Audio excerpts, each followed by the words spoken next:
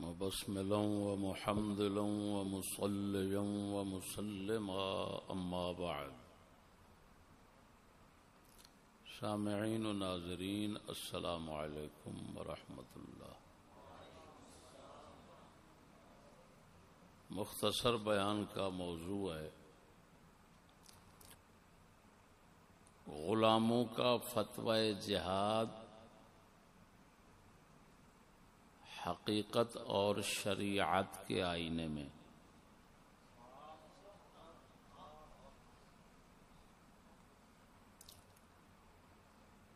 فتوی جہاد تو آپ نے سن ہی لیا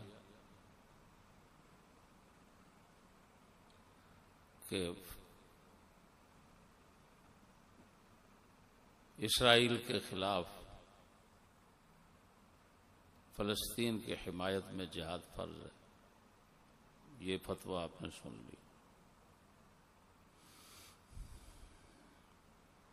ناچیز اپنے دوستوں کو بچانے کے لیے یہ موضوع لگا رہا ہے۔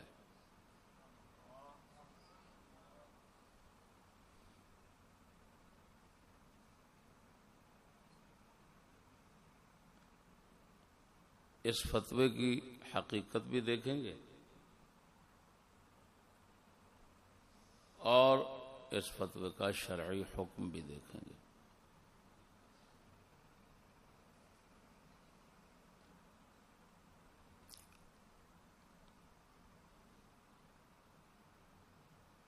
میرے دوستو،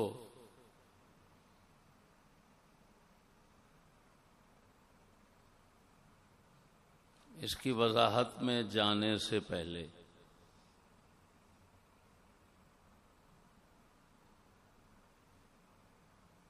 ایک تاریخی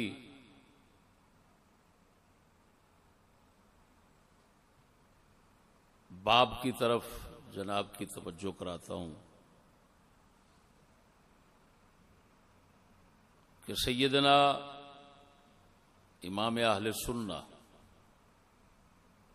رضی اللہ تعالی عنہ کے دور شریف میں کچھ بد باطن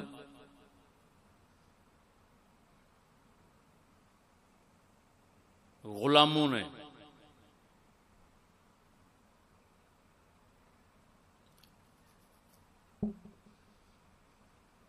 انگریز حکومت کے خلاف تحریک چلائی۔ اس تحریک کا نام تھا تحریک ترک موالات۔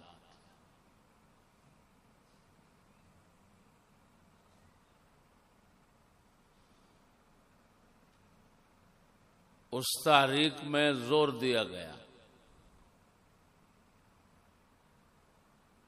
کہ انگریزوں کی مصنوعات کا بائیکاٹ کیا جائے، انگریزوں کی مصنوعات استعمال کرنا حرام ہے۔ یہ فتوے جاری کیے گئے۔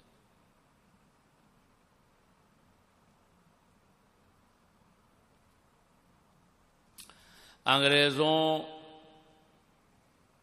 کی یونیورسٹی اور ان کے سکول کالجوں کا بائیکاٹ کیا جائے، ان سے کسی طرح کی مالی امداد نہ لی جائے۔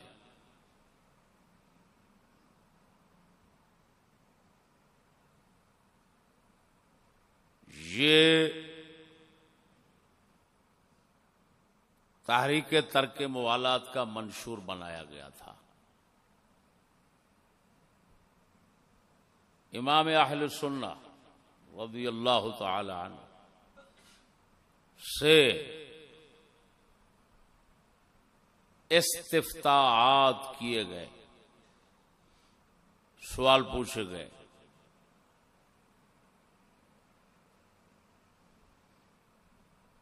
تو امام اہل سنہ نے چند جوابات دیے۔ ایک جواب بہت خاصا طویل تھا، حتیٰ کہ وہ ایک کتاب کی صورت اختیار کر گیا جس کا نام ہے المحجۃ المؤتمنہ فی آیۃ الممتحنہ.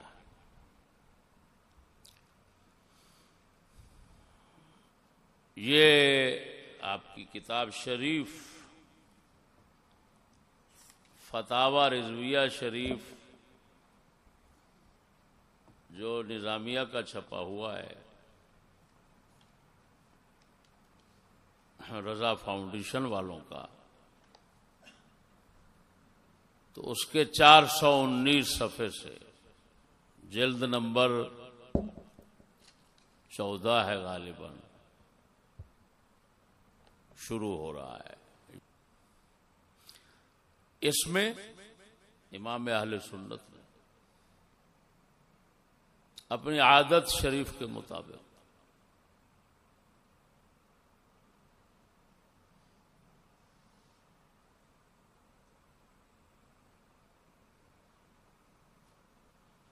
مسئلے کو انتہائی وضاحت اور مضبوط دلائل کے ساتھ بیان فرمایا. اس کتاب کی بنیادی بات جو آپ کو سمجھانا چاہتا ہوں وہ یہ ہے کہ آپ نے لکھا کہ ایک ہے موالات، ایک ہے معاملت. موالات کا معنی دوستی ہے، معاملت کا معنی کسی سے کام کرنا ہے.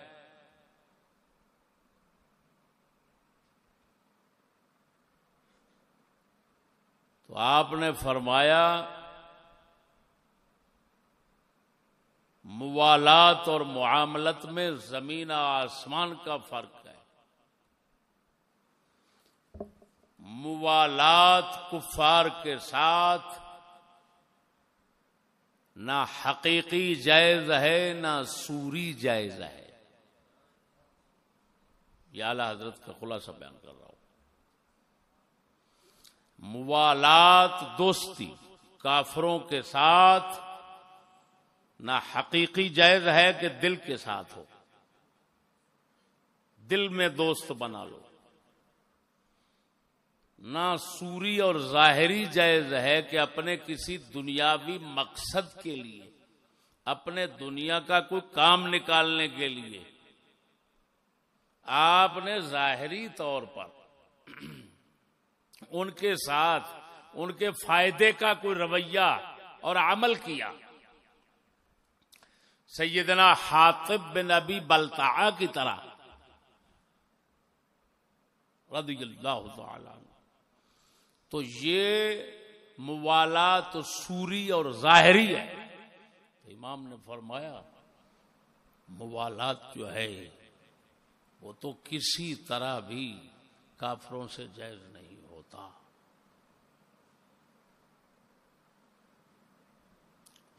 ایک ہے معاملت، معاملت ان سے کام کرنا.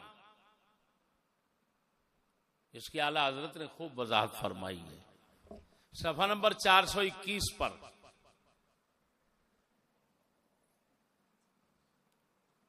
معاملت کی وضاحت کرتے ہوئے فرمایا خرید و فروخت کرنا، اجارہ و استجارہ کرنا، ہبہ اور استیہاب کرنا،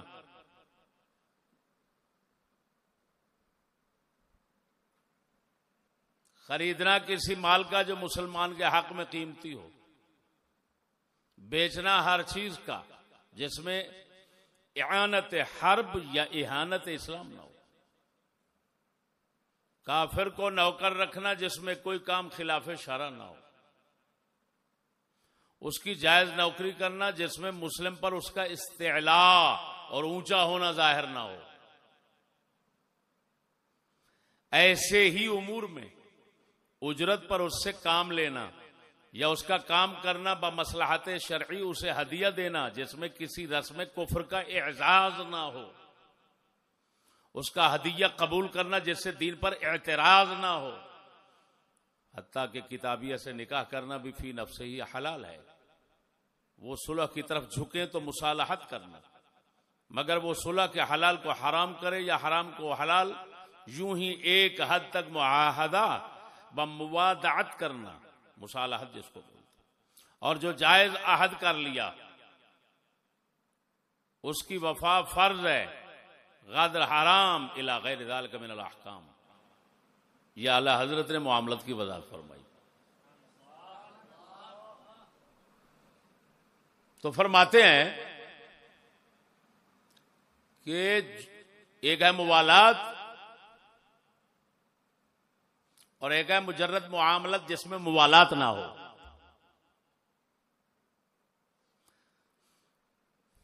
چار سو 20 صفحے سے پڑھ رہا ہوں. موالات و مجرد معاملت میں زمین آسمان کا فرق ہے. دنیاوی معاملت جس سے دین پر ضرر نہ ہو سوا مرتدین، میں صرف فتویٰ پڑھ رہا ہوں اعلیٰ حضرت، مثل وہابیہ دیوبندیہ و امثالہم، کہ کسی سے ممنوع نہیں. جو دنیاوی معاملت ہے صرف مرتدین سے جائز نہیں، باقی حربی ذمی سب کافروں سے جائز ہے. محض معاملت. اور موالات وہ تو بالکل کافروں سے جائز نہیں، چاہے حقیقی ہو چاہے سوری ہو، جیسے بتا چکا ہوں.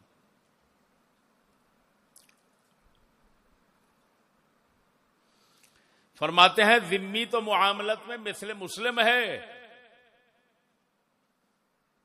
اور غیر ذمی سے بھی خرید و فروخت اجارہ باقی جو ابھی سنایا تھا وہ بھی جائز.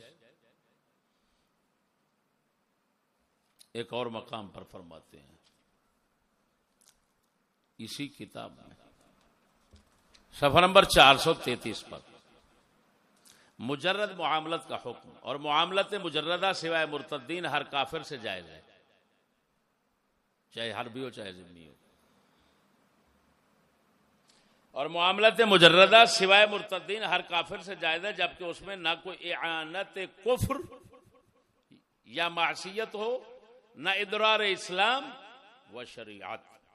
ورنہ ایسی معاملت مسلم سے بھی حرام ہے جس میں نقصان ہو، کوئی معصیت ہو. تو ایسا معاملہ تو مسلمان کے ساتھ ہی کرنا جائز نہیں، پھر کافر کا وہاں پر قید ذکر کرنا کیا معنی؟ یہ اعلیٰ حضرت لکھ رہے ہیں.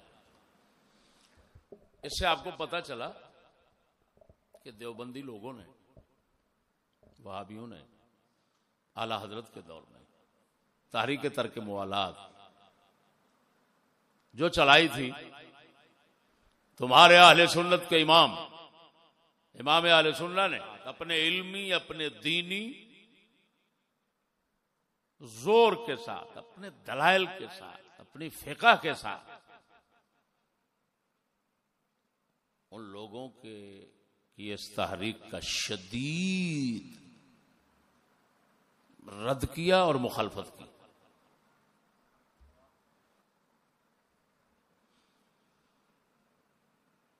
آپ نے فرمایا نام لے رہے ہو ترک موالات کا اور کراتے ہو ترک معاملت. بائیکاٹ کرو، یہ تو ترک معاملت ہے. اور معاملت تو حربی کافروں سے جائز ہوتی ہے جس میں مسلمان کا نفع ہو. کیا ظلم کر رہے ہو تم؟ کیا تمہارا عجیب دوہرا عمل ہے کہ ایک طرف معاملت کو ناجائز کرتے ہو، خالی معاملت کو ناجائز کرتے ہو جو جائز ہے شریعت میں، دوسری طرف موالات تم نے کر لیا کہ انگریز کے مقابلے میں ہندوؤں کے ساتھ ایسا اتحاد کیا کہ موالات کر دیا. موالات بھی یوں کہ ممبروں پر چڑھا کر اس کو اپنا امام بناتے ہو، ہندو کو اے دیوبندی ہو، فلاں فلاں فلاں.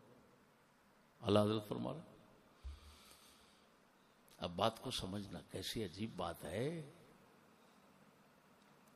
کہ اعلی حضرت کے نام لیوا قاتلین کس رنگ میں موجود ہیں. اللہ اکبر. اعلی حضرت کے نام لیوا دشمن، بلکہ دین اور اسلام کے دشمن، جو اعلی حضرت کے نام پر ختم کھاتے ہیں، روٹی ٹکر کا نظام چلاتے ہیں، ادھر ہی ادھر سے لوٹ مار کے بندوبست مضبوط کرتے ہیں، ان کو پہچانے تو صحیح کہ جس طرح کی تحریک اعلی حضرت کے دور میں چلی اور اعلی حضرت نے شدید مخالفت کی اور کتاب لکھ ماری، اسی طرح کی تحریک آج چلائی جائے تو وہ شرعاً کیسے جائز ہوگی؟ یہ ابتدا ہے. جو حقیقت اس تحریک کی تھی وہی حقیقت آج کی تحریک کی ہے.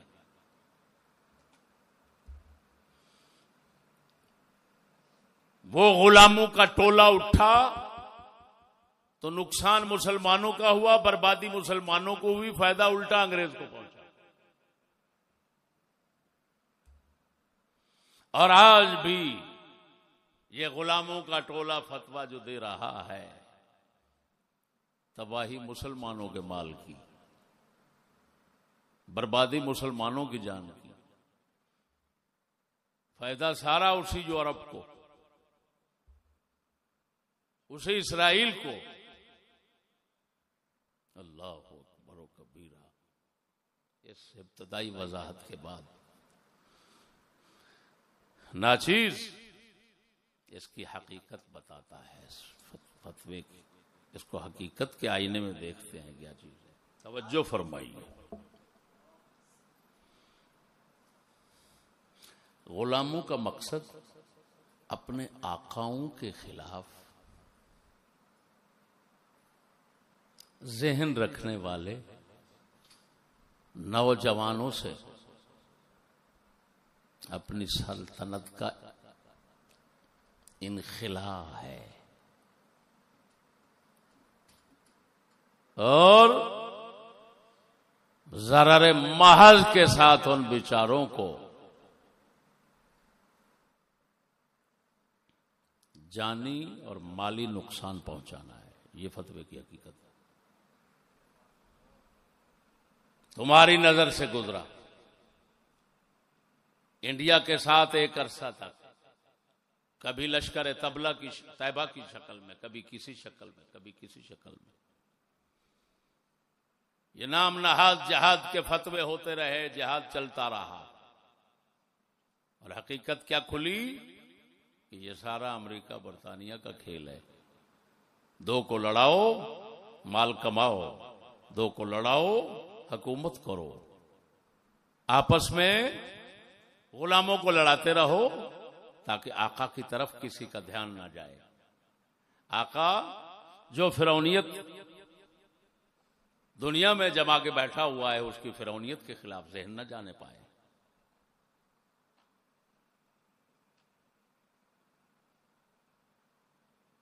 شریعت میں ایسا جہاد نہیں ہوتا، اس کو فساد کہتے ہیں. یہ شریعت کی نظر میں آپ کے آپ. اب بات سمجھیے گا. میرے سوالات ہیں.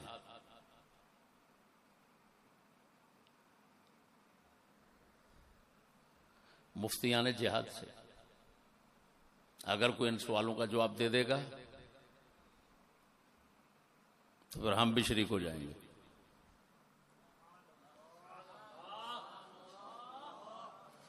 پہلا سوال وہی ہے جو آپ کو میرے سابقہ مقدمہ اور تمہید سے سمجھ آ چکا. دوسرا سوال،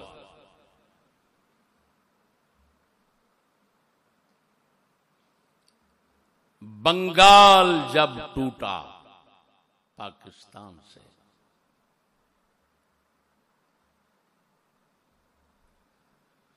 تو تمہارے نزدیک اسلامی سلطنت سے ایک حصہ جدا ہوا، اس وقت جہاد فرض کیوں نہ ہوا؟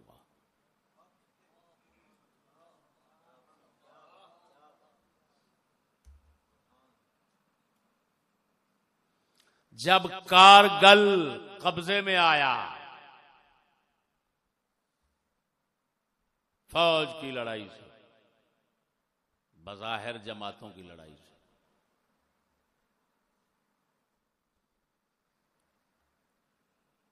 تو اس کو پھر واپس انڈیا کو دیا گیا۔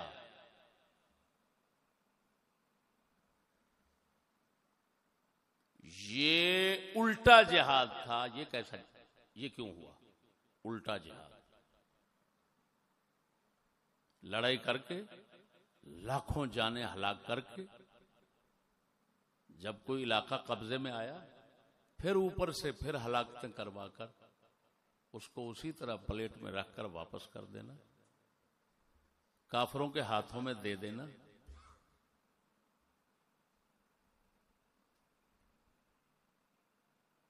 یہ عمل کیسے جائز ہوا؟ جہاد فرض ہونا یہ تو دور کی بات ہے، یہاں تو یہ ہوا الٹا کہ تمہارے گمان کے مطابق جہاد ہوا تھا، تو اس جہاد کی مخالفت کیوں ہوئی؟ اس جہاد کا جو نتیجہ تھا اس کو پامال فوراً کیوں کر دیا گیا؟ اس موقع پر مفتیوں کے فتوے کہاں گئے؟ کس لیے خاموشی کی گئی؟ کس نے چپ کروایا؟ غلاموں کے فتوے ایسے ہی ہوتے ہیں، وہ اپنے آقاؤں کے ساتھ چلتے ہیں، وہ خدا رسول کے ساتھ نہیں چلتے۔ اگلی بات، امریکہ، برطانیہ اور تم سب مل کر افغانستان پر تم نے چڑھائی کی، افغانستان کے ملک کو امریکہ کے ساتھ مل کر حمایت کرتے ہوئے برباد کیا۔ کیا تم نے فتویٰ دیا تھا اس بربادی کے فرض ہونے کا؟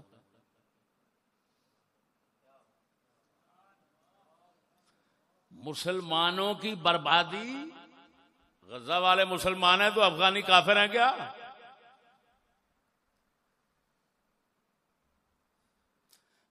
ایک مسلمان ملک کو کافر طاغوتوں سے مل کر ان کے ساتھ ہلاک برباد تہس نہس کروا دینا، مسجدوں قرآن پاک پر بم مروانا، ان کے شانہ بشانہ چل کر، یہ خدا رسول کی طرف سے حکم آیا، جس قرآن میں آیا، جس حدیث میں آیا، جس فقہ میں آیا، وہ مسلمانوں کو سنا دو۔ اگر شرم ہے، کچھ شرم ہے تو سب کو سنا دو کہ یہ آیات کہتی تھی کہ کافروں کی حمایت کر کے مسلمان افغانیوں کو مارنا فرض ہے، سنا دو۔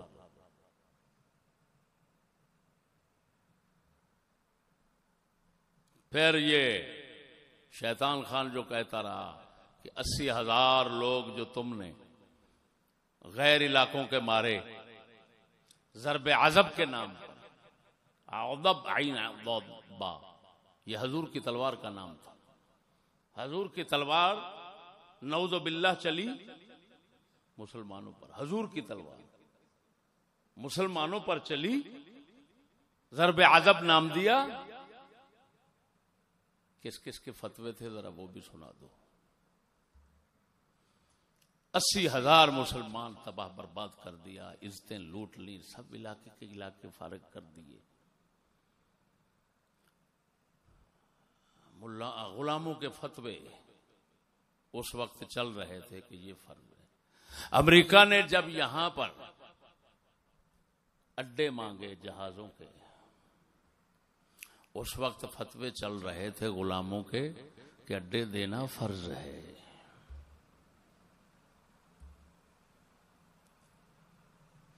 عراق پر امریکہ برطانیہ اقوام متحدہ نے حملہ کیا تھا، عراق پر صدام کے دور میں. ظالموں تمہاری فتوی، تمہارے جعلی اور تمہارے آقاؤں کے دستی فتوے، ان کی داستانیں تو سناؤ نا میں ذرا، تاکہ کوئی تو ایسا ہو درد والا جو تم ظالموں کے فراڈ سے بچ جائے، تمہاری چکر بازی سے بچ جائے، تمہاری داڑھیوں پر نہ بھولے. بتاؤ عراق کے ساتھ کیا ہوا، کس نے کیا؟ تم ان کے ساتھ کیوں تھے؟ جو مارنے والے تھے ان کے ساتھ کیوں تھے؟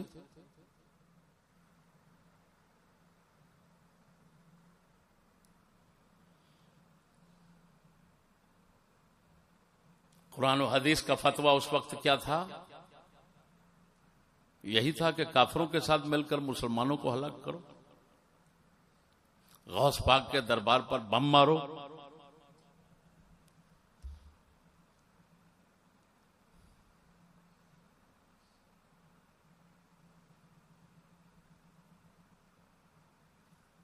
سمجھ نہیں آ رہی بات.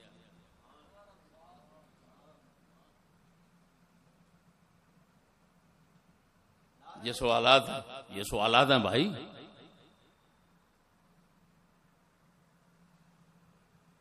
کہ یہ دوہرا عمل کس لیے ہے؟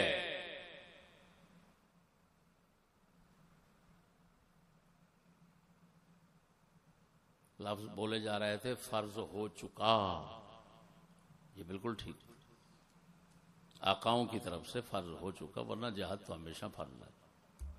الجہاد ماذن الی یوم القیامہ، حضور نے فرما دیا.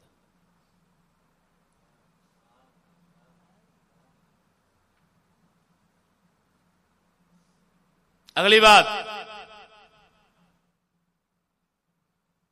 بتاؤ، پاکستان میں کس کا نظام ہے؟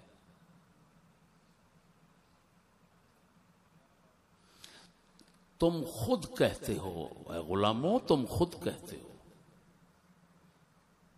انگریز کا نظام ہے. اٹھو، ووٹ دو، اسلام لائیں، دین لائیں، دین لائیں، جنت کا ٹکٹ، جنت کا ٹکٹ، اٹھو دین لائیں.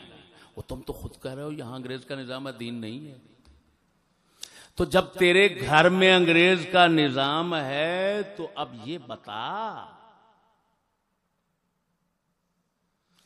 اس کے خلاف فتویٰ کیا آتا ہے شریعت کی طرف سے؟ سنا دو غلاموں، سنا دو. جو پیسے ملے ہیں وہ چھن جائیں گے، یہی ہوگا بس. لیکن دین ایمان عزت تو بچ جائے گی. 1857 کا نظام ہے فرنگی کا، وہی تعزیرات چل رہی ہیں. تم خود کہہ رہے ہو انگریز کا نظام ہے. بتاؤ انگریز کے نظام کے خلاف لڑنا خدا رسول کے نزدیک فرض ہے؟ تمہارے نزدیک فرض ہے؟ اس کے ساتھ مصالحت ہے تو پھر اسرائیل کا نظام تو یہاں ہے. جو اسرائیل کا نظام ہے وہی امریکہ کا ہے، جو امریکہ کا ہے وہی برطانیہ کا ہے، جو برطانیہ کا ہے وہ یورپ کا ہے. ارے سارا یورپی نظام یہاں پر مسلط ہے تمہارے اوپر. اس میں تو اپنے بچے، اپنے صاحبزادے، اپنے سارا کچھ عملہ سب شریک کر کے رکھا ہوا ہے. خود شریک ہو، مریدین شریک ہیں، شرم نہیں آتی. اور فتویٰ سناتے ہو اسرائیل کے ساتھ جہاد فرض ہو گیا. اچھا، اس کے نظام کے ساتھ اتحاد فرض ہوگا.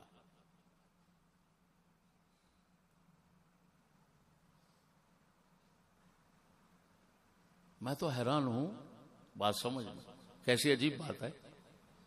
ان کے ساتھ جہاد فرض ہو گیا اور ان کے سارے نظام کے ساتھ اتفاق فرض ہو گیا, اعتقاد فرض ہو گیا.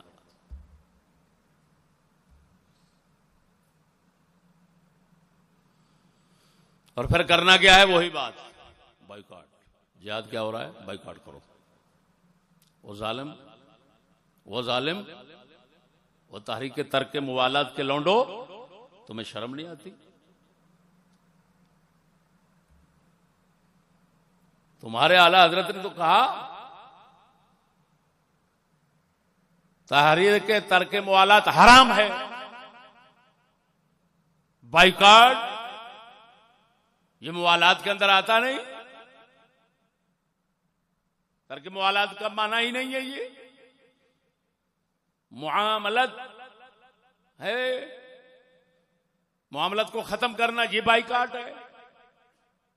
تو یہ تو حربی کافروں کے ساتھ جائز ہوتا ہے, تم ناجائز کہہ رہے ہو.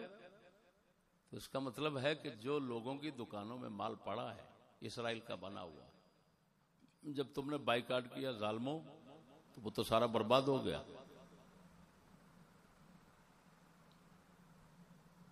وہ تو مال برباد ہو گیا ان کا.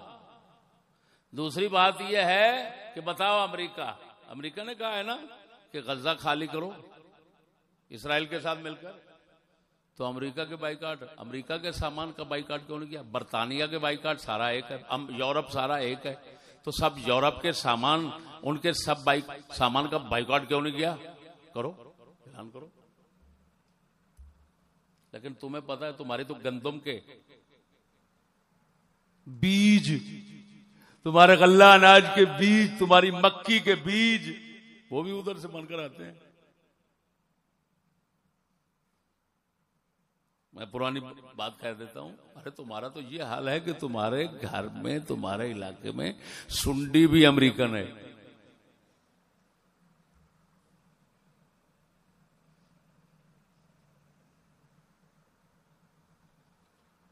تم تو اتنا ان کے بدترین غلام بن کر ذلیل ہو کر نیچے جی رہے ہو. کہتے ہو بائیکاٹ کرو, بھائی بائیکاٹ کرو پھر, لیکن یورپ کی تمام مصنوعات, کیونکہ یورپ سارا اس کے ساتھ ہے. اگلی بات, پھر امریکہ برطانیہ ان کے اتحادی جو ہیں ان کی حمایت کرنے والے, ان کے ساتھ ان کے جو ساتھی ہیں ان کا بائیکاٹ کرو. سعودیہ ہے وہ امریکہ کا ساتھی, جتنے متحدہ عرب امارات ہیں وہ تو غلام ہے. نیوم بن رہا ہے امریکہ, وہ اسرائیل بنوا رہا ہے سعودیہ میں.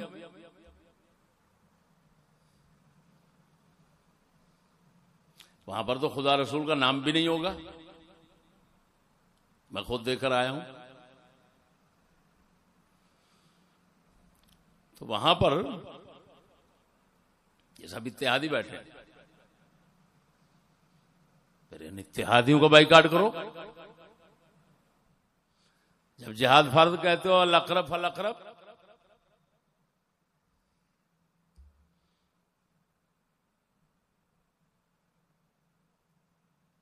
تو جتنے اسرائیل فلسطین کے قریب ہیں ملک جتنے ہیں ان پر فرض ہوگا تمہارے بقول. جب فرض ہے تو وہ تو فرض الٹا سمجھ رہے ہیں, ان کے ساتھ لڑنے کی بجائے اسرائیل کے ساتھ, وہ تو اسرائیل, برطانیہ, امریکہ سب کے ساتھ اتحاد فرض سمجھتے ہیں. سانس نہیں لیتے ان کے بغیر. دولت سرمایہ ہر بلا وہاں پھینکی ہوئی ہے. یہاں بائیکاٹ ملا کروا رہا ہے. بتا تیرے سارے یہ جتنا حکومت کے عملے کے بڑے بڑے افسران ہیں ان کے سرمایہ کہاں ہیں؟ بتا. بائیکاٹ کروا رہا ہے. سرمایہ تو سب یورپ میں پڑے ہیں. تمہارا باجوہ گیا جتنا کروڑوں میں گیا وہ امریکہ میں جا کر لے لیا, اس نے جزیرہ لے لیا. اسے اعلی حاضر کیا ان کا ظلم, ان کی لوٹ مار کیا بیان کریں. لیکن سوال یہ ہے کہ کہ یہ سب کچھ وہاں سرمایہ محفوظ کر رہے ہیں، رکھتے ہیں، تو بائیکاٹ غریبوں پر فرض ہے، ان کے لیے فتویٰ نہیں ظالم ملا کہ وہ سارا سرمایہ یہاں پر واپس آنا چاہیے. واپس آنے کے بعد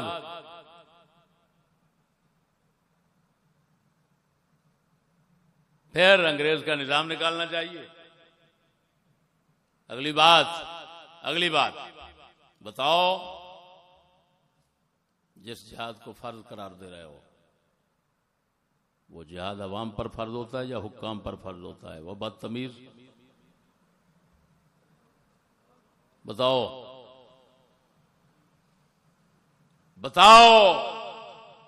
باپ کی شریعت بنائی ہوئی ہے، اعلی حضرت نے لکھا فتاوا میں، جہاد کی آیات جہاں بھی ہیں وہ حکام سے تعلق رکھتی ہیں، عوام سے نہیں رکھتی. ظالموں بےایمانوں، تمہارے حکام ان کے لیے جہاد کرتے ہیں اور عوام کو جان مال برباد کرنے کے لیے اپنے مسئلے بنا کر پیش کرتے ہو تاکہ یہ لوگ برباد ہوں بیچارے.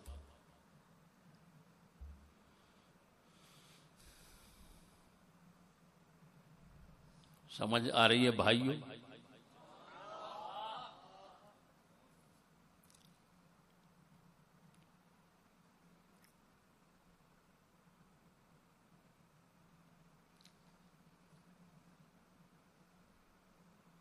آخری بات،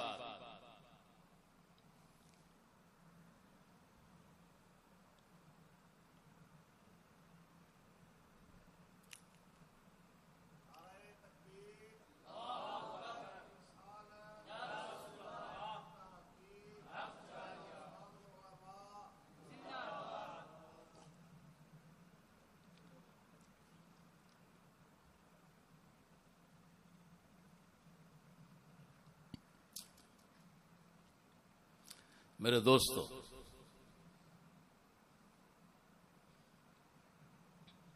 اللہ اکبر و کبیرہ،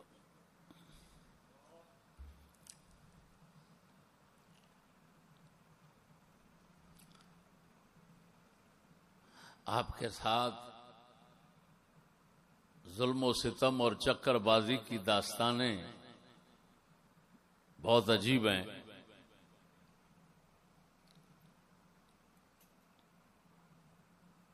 کیا کیا بیان کریں.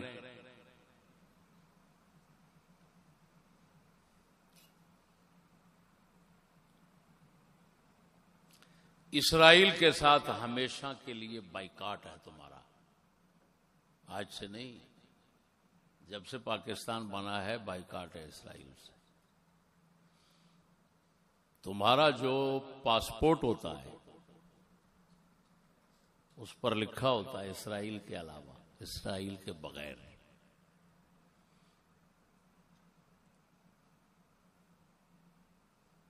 کبھی سوچا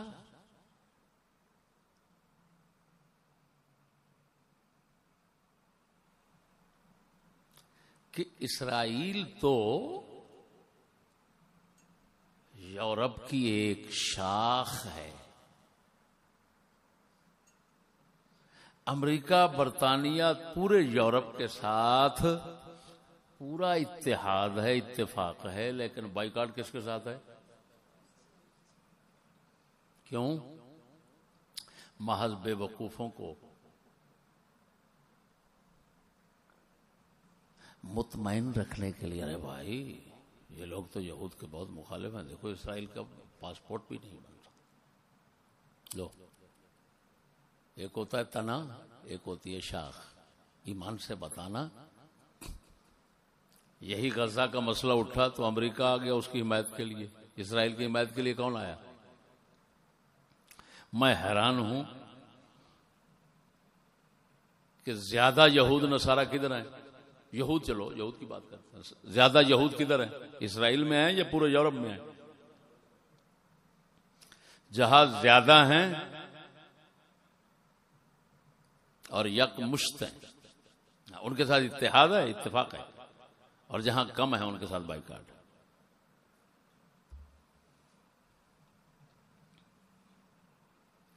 معلوم ہوا حقیقت کے آئینے میں دیکھو تو دھوکہ بازی ہے۔ یہ مقصد ہے ان کا کہ یہاں کی عوام اگر کوئی جذبہ رکھتی ہے شریعت پہ قربان ہونے کا، اسلام پر قربان ہونے کا، دین پر چلنے کا، تو اس بیچارے کو وہاں ہلاک کرا دو۔ وہاں پر تو بم ہے۔ اور آخری بات یہ کرتا ہوں کہ ٹھیک ہے بائیکاٹ پر، جہاد بائیکاٹ کا نام نہیں ہے، جہاد بندے مقابلے میں لانے کا نام ہوتا ہے۔ تو پھر جتنے ملا پیر ہیں یہ سارے کے سارے اپنے مریدوں کو خود بھی سپہ سالار بن کر غزہ میں چلے جائیں اسرائیل کے مقابلے میں، کیونکہ جہاد ان پر فرض ہو گیا۔ ہم کہہ رہے ہیں ان پر جہاد فرض ہو گیا، میں کہہ رہا ہوں ان پر جہاد فرض ہو گیا۔ جب جہاد فرض ہو گیا تو فرض ادا کرنے کے لیے جلدی کریں، تاخیر کریں گے تو ہو سکتا ہے مردار مارے جائیں یہاں پر، وہاں پر تو شہید مریں گے، یہاں پر پتہ نہیں کیا حالت ہوتی ہے، لہذا جلدی سے نکل جائیں، مدارس خالی کریں، نکل جائیں یہاں سے، تاکہ اس امت کی جان چھوٹ جائے۔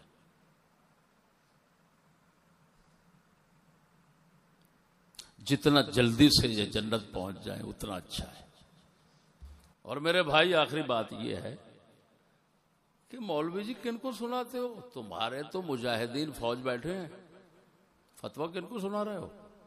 عوام کو شرم نہیں آتی؟ جہاد عوام پر تو نہیں ہوتا، جہاد تو حکمرانوں پر ہوتا ہے، اور ان کے پاس ایٹم بم ہے۔ ان سے کہو، بلکہ کہو، کیوں کہو؟ کہنے کی حاجت ہی نہیں، وہ تمہارے رہبر ہیں، تمہارے پیشوا ہیں، تمہارے سارا کچھ ہیں، وہ خود ایٹم بم مار دیں گے، بم مار دیں گے۔ اسرائیل کو تو ایک بم کافی ہے۔ لوگوں کو مرواتے ہو، مسلمانوں کو مرواتے ہو، اور جن کو مروانے کے لیے رکھا ہوا تھا ان کو بچاتے ہو۔ اللہ جل شانہ غلاموں کے دین اور غلاموں کے فتووں سے ہمیں محفوظ فرمائے۔ میں کہتا ہوں ان ملاؤں سے تو وہ عمران خان جس کو بولتے ہیں وہ اچھا رہا، وہ تو کہتا ہے کیا ہم غلام ہیں، وہ سمجھتا ہے کہ یہاں غلامی ہے، ملا سمجھتا ہے یہاں آزادی ہے، وہاں غلامی ہے، لہذا ان کو چھڑاؤ، اور اپنے چھڑانے کی کوئی نہیں سوچتا۔ کیا بات ہے! ملا تیرے جیسے ملاؤں کے متعلق اقبال رحمہ اللہ نے فرمایا تھا، ملا کو جو ہے ہند میں سجدے کی اجازت، ناداں یہ سمجھتا ہے کہ اسلام ہے آزاد، ہے مملکت ہند میں ایک طرفہ تماشا، اسلام ہے محبوس، مسلمان ہے آزاد۔